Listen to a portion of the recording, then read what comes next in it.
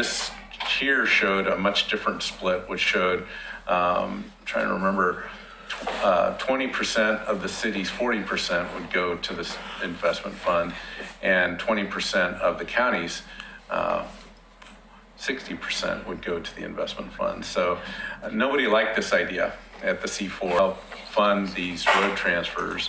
And in Oregon City, the road transfers, this isn't changing.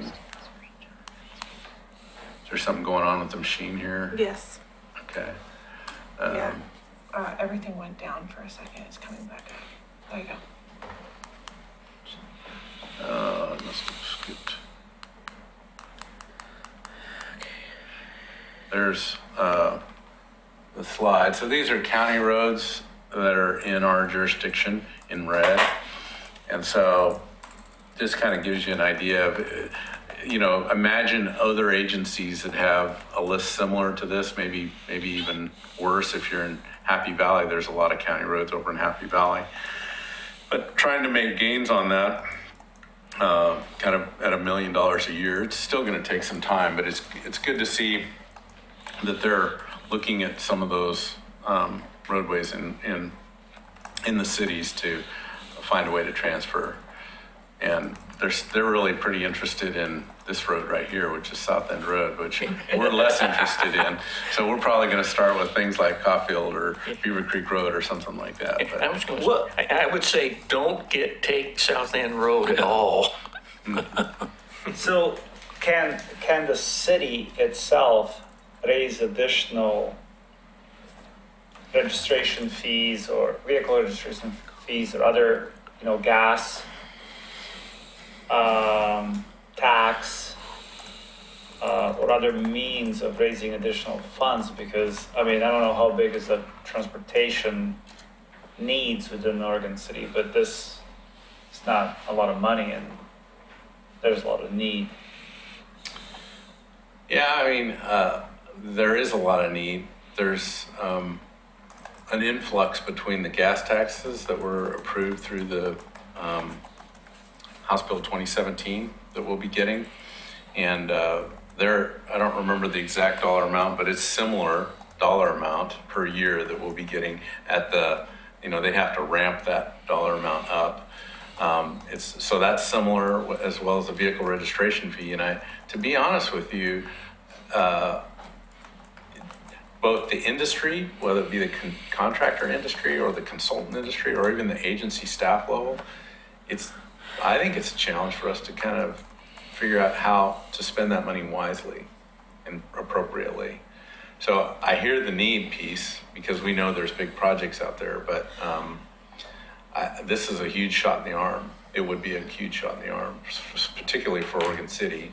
And it would help. The nice thing about these funds are we could use them on those projects that we can't fully fund with SDCs because they provide more than just capacity, right?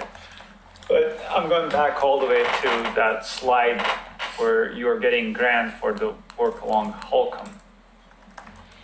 And you're going after that work because there's a need there, but there's no funding. But it seems like those projects you should be able to go to the public and say, hey, here's a need. That's what Washington County effectively does. They go to the citizens and say, we need to raise the funds and we'll put them towards these projects. So year after year, they deliver these projects and public supports, and those funding mechanisms renew year after year or every couple of years. And there's no really, Oregon City or Clackamas County doesn't really do none of that stuff. And roads keep that going down the hill. By the way, being on fixed income, can I just write a $90 check a year to the city so I know that they get my money? Well, these are good questions. I think there's validity to the fact that there's a big need in Clackamas County, different than what we have in Washington County, right? Washington County seems to have found a way to fund its infrastructure needs better than has happened in Clackamas County. So your question was kind of twofold. Could you approve a different funding source, another gas tax, for instance, or additional fees, utility fees, Those things can happen. I'm not sure we as a city can adopt a vehicle registration fee. I don't think that's allowed. But you're talking about a specific fund for specific projects. Yeah. More like a road district. Yeah, a road district, that kind of thing could happen. I mean, that would effectively. But the work. district, those in the district would have to approve that, wouldn't they? Correct. Unless it was a fee. If it's a tax, they get a say. If it's a fee, they don't. There is something that I don't know that I can answer for you. On Washington County, they were able to establish that road district. I don't know if we can do like a local improvement district, which says here's an area, they're getting something new, but I don't know if we can still form road districts. Well, I don't even know if you have to form a road district specifically unless you want to make it permanent, but a county or a city can go out and bond for 20 years or 10 years and list 7 roads they're going to improve and just do that. You need to have citizens vote on that, but I mean, so you could say, we're going to do $3 million worth of work. It's going to be a 20-year bond issue, and we're going to repair these 7 streets and put it out to a vote. And if you pick your streets right, it's First Street like it is right now. Everybody understands it's a mess, Oregon City did that about 25 years ago. There's definitely those other ways of getting more funding. The question is there the political environment to do that? In your transit utility fee that goes out monthly was kind of in lieu of some of these other options for funding, right? The transportation fee that you pay each month. It's more dedicated to pavement maintenance. Right. But yeah. But you kind of elected that option rather than some of these others when you did that. That's true. We looked at several ways to fund maintenance back. But you didn't shut down any of the other ways when you did that. Say that again? You didn't shut down, that is to say, that we won't do the other ways. You just chose that one way, so the other ways are still open. Oh, sure. Yeah, that's true. So there's other options. I think that becomes more of the political fight to get the public to approve those. I still think a small city gas taxes would be helpful. Except that you're seeing gas tax funds continually decrease as the efficiency of vehicles and the onset of electric vehicles comes on. Right, but a small amount above what you're getting now is still more. Agreed, but it's like a sin tax. So you tax cigarettes and fewer and fewer people smoke cigarettes and your revenue keeps going down, but your need keeps going up. Yeah, when you're looking for money, you don't throw all your eggs in one pot. That's what Washington County shows right here. You access everything you can so that you can get a wide variety. You have stocks, you have bonds. I get that. And that's what I'm saying here is it won't be much, but it's still better than nothing. Okay. So we're not going to solve that debate tonight, but I wanted to let you know that the county was pursuing it sounds like they're going to vote soon on a vehicle registration fee. And by what they've talked about so far, they've been talking about $30 per vehicle per year. Maybe there'd be a veterans discount. So those veterans who don't have to permanent tag, then they would be exempt from that, I guess. Huh? You don't have to go back and do it. I already talked about this topic, but this is about that last mile shuttle service, and I feel pretty good about the fact that I think that's going to be a good program. There'll be some study effort. We haven't figured out if there's a public involvement kind of element to that, but if there were, we'd probably rely on the Transportation Advisory Committee to kind of help us through that piece. So, and my slides were out of order on that, but that's it for me. All right, thank you, John. Can I ask a question? Yes, go ahead. Caulfield Neighborhood Association meeting is Tuesday night, and I'm likely to get asked about the Myers Road extension. Any progress on the power line height hiccup? Yeah, we've received information from BPA on costs to raise the towers. So they'll actually be using, let's see, how are they doing this? They're moving and raising the towers, okay? And the question is do we do 1, 2, or 3 towers? And for our project, we need 1 tower raised. But there's also land underneath those power lines that we've got kind of targeted for employment lands. And, you know, so the idea of raising more than 1 tower is something we're considering as both a way to sweeten the pot for right-of-way acquisition, because the 2 property owners that it helps, we also are trying to negotiate right-of-way on. But there's an end to the means. It's not completely out of the range of what we were anticipating paying. They're about $250,000 a piece to raise. So 1 of them is manageable. 3 of them is something we're pursuing grant funding to help cover, but that's what we're hoping to do. So we're close on BPA. We're also close on right-of-way negotiation. Okay. There's 1 holdup, and that's ODOT right now, but we're working on that one too. Okay. So probably start construction on that one 2019. Okay, thanks. The next item is communications. I have several items, so I'll start. Bob Mahoney has resigned from the committee, and so we'll be working on putting together applications for that spot. And Michael may or may not be with us, depending on To be determined. elections. Jonathan David is at the end of his term, so Lisa or Kim, would you please notify Jonathan that he has to reapply? Sure. Yep. Me too. Yeah, you Do are you? too. Yeah. Oh, okay. Yeah, we're gonna have 3 vacancies, and if Mike goes, it'll be a 4th. Did you already get an email about it? No, not yet, Okay. but I'm expecting it next month.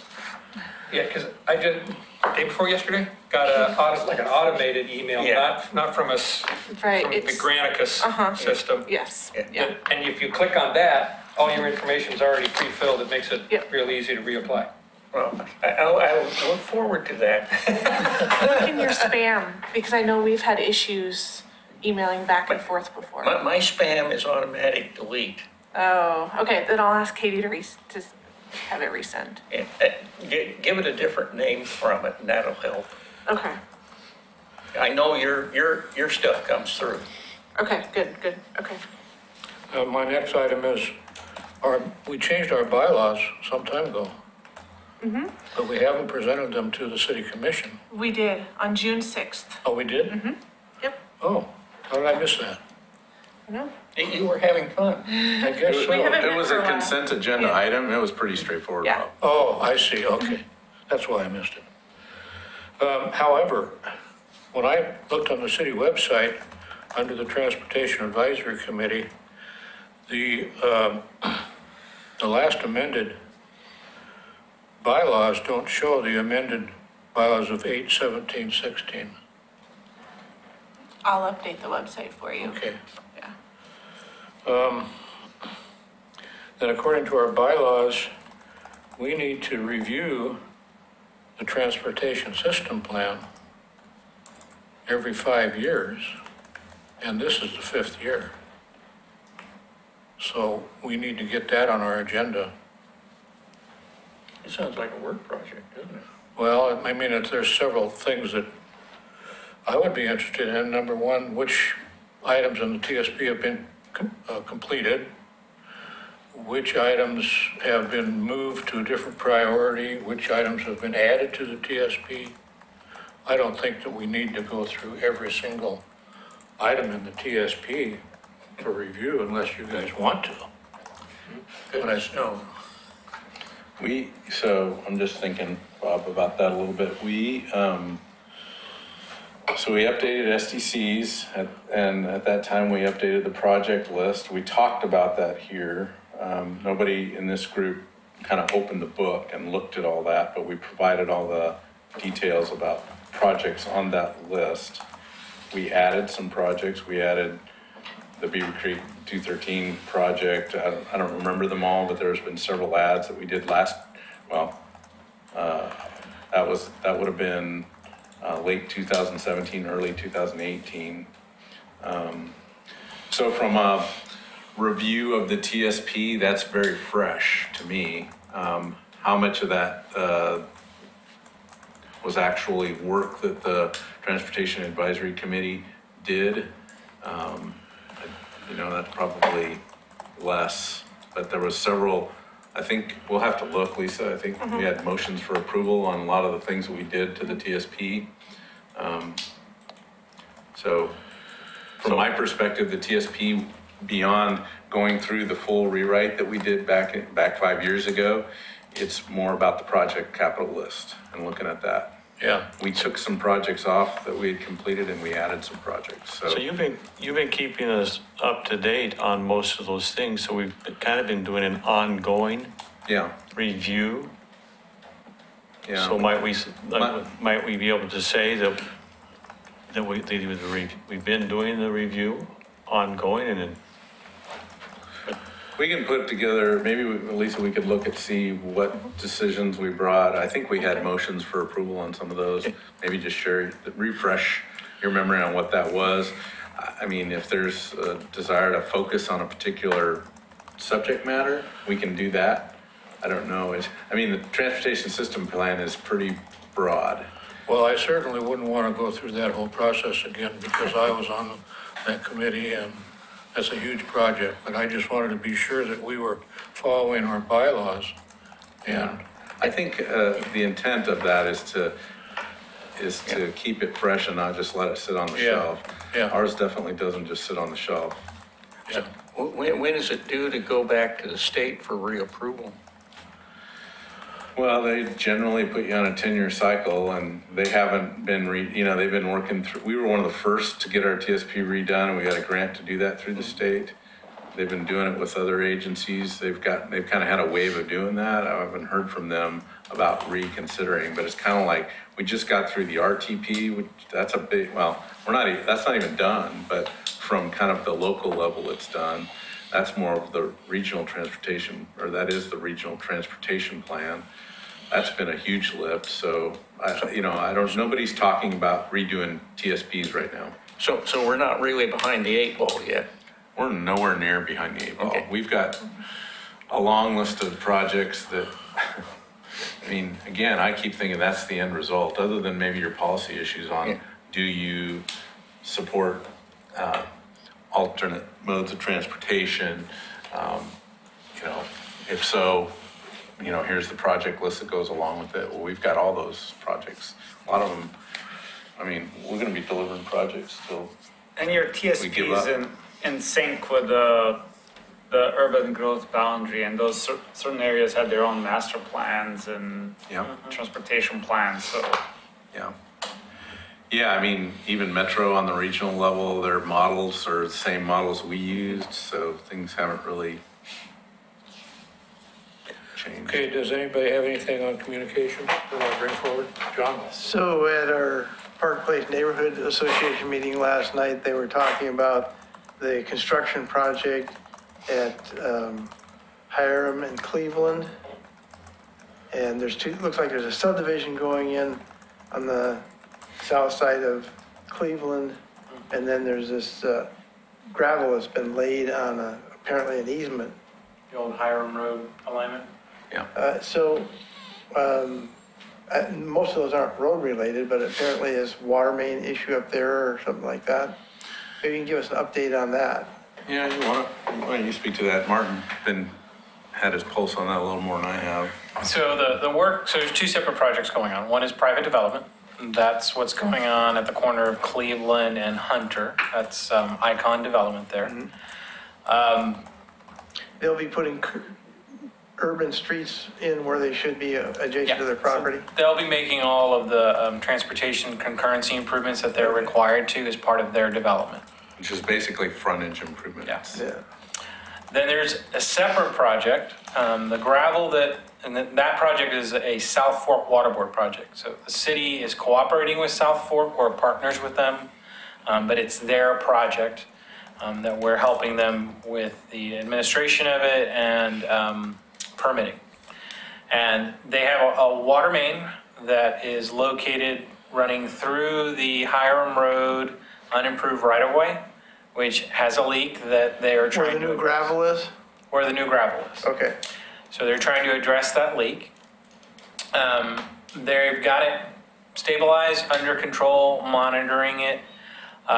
Within their master plan, they had identified a project that was supposed to be completed within their master plan term, which I think is like a 7-year period, I'm not sure, where they were supposed to put a new primary feed that would be coming off of the main that's running down Hunter.